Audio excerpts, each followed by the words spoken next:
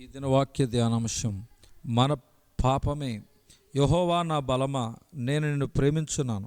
యెహోవా నా శైలము, నా కోట, నన్ను రక్షించువాడు, నా కీడము, నా రక్షణ శృంగము, నా ఉన్నత దుర్గము, నా దేవుడు, నేను ఆశ్రయించిన నా దుర్గము. కీర్తన గ్రంథం 18వ అధ్యాయము 1-2 వచనాలు చూచినట్లయితే అర్థమవుతుంది. భక్తులైన దావీదు 18వ కీర్తనలో యెహోవాయే నా బలము, నా కోట, నా కీడము, నన్ను రక్షించువాడని అంటున్నాడు. కానీ 31వ కీర్తనకు వచ్చేసరికి నా దోషమును బట్టి నా బలము తగ్గిపోవచ్చున్నది.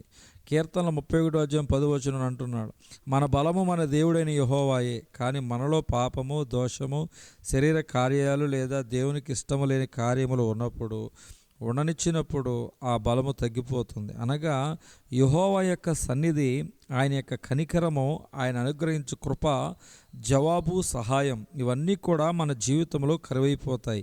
మన పాపమే మన బలమైన యెహోవాను మనకు దూరం చేస్తుంది.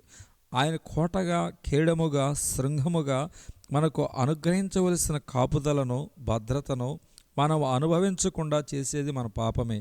దేవుడు మన పట్ల కలిగి ఉన్న శ్రేష్టమైన తలంపులను, ప్రణాళికలను మన జీవితంలో నెరవేర్చకుండా చేసేది మన పాపమే. డిఎల్ మూడీ భక్తులు ఎప్పుడు ఇలా ప్రార్థించేవాడు, ప్రభువా నన్ను నింపుము, నన్ను నీ ఆత్మతో నింపుము, నీ శక్తితో, నీ బలముతో నింపుము అని పదే పదే ప్రార్థించేవాడు. ఇది గమనించిన తన స్నేహితుడు, ఎందుకు పదే పదే ప్రభువా నన్ను నీ శక్తితో, నీ బలముతో నింపుమని ప్రార్థిస్తుంటావు, కారణం ఏమిటి అని అడిగాడు. దానికి బదులుగా డిఎల్ మూడీ, ఎందుకంటే ఆయా బలహీనతను బట్టి ఆ దేవుని బలాన్ని నేను పోగొట్టుకుంటున్నాను కాబట్టి అని బదులిచ్చాడు.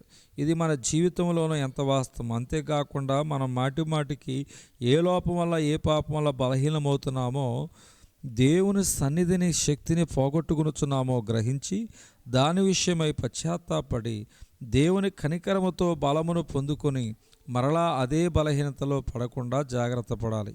18 ఏండ్ల నుండి బలహీనపరచు దయ్యము పట్టిన ఒక స్త్రీ అచ్చట ఉంది. ఆమె నడుము వంగిపోయి ఎంత మాత్రము చక్కగా నిలబడలేక ఉంది. లోకాసువార్త 13వ అధ్యాయం 11వ వచనం, యేసు ఆమె మీద చేతులుంచగానే ఆమె చక్కగా నిలవబడి దేవుని మహిమపరిచెను. లోకాసువార్త 13వ అధ్యాయం 13వ వచనం, ప్రభువా నేడు మమ్మును నీ చేతితో ముట్టి చక్కగా నిలవబడే శక్తిని, బలమును అనుగ్రహించుము. పాపిష్టి లోకములో పరిశుద్ధముగా జీవించే శక్తిని ప్రసాదించి నిన్ను మహిమపరిచే కృప ఇవ్వమని ప్రార్థించే వారముగా ఉండాలి. యెహోవాయే మనకు బలమై, కోటై, ఆశ్రమై, దుర్గమై ఉండాలంటే, మనం అనేక మందికి ఆశీర్వాదముగా ఉండాలంటే, మన ప్రార్థనలకు జవాబు రావాలంటే, ఆ బలము మనకు దూరం కాకుండా ఉండాలంటే, మనం ఏ విధమైన పాపమునకు, దోషమునకు చోటివ్వకుండా దేవుడు ఆశించినట్లుగా యథార్థముగా జీవించాలి. దేవుడి దినవాక్య ధ్యానం దేవుడు దీవించునుగాక. ఆమేన్.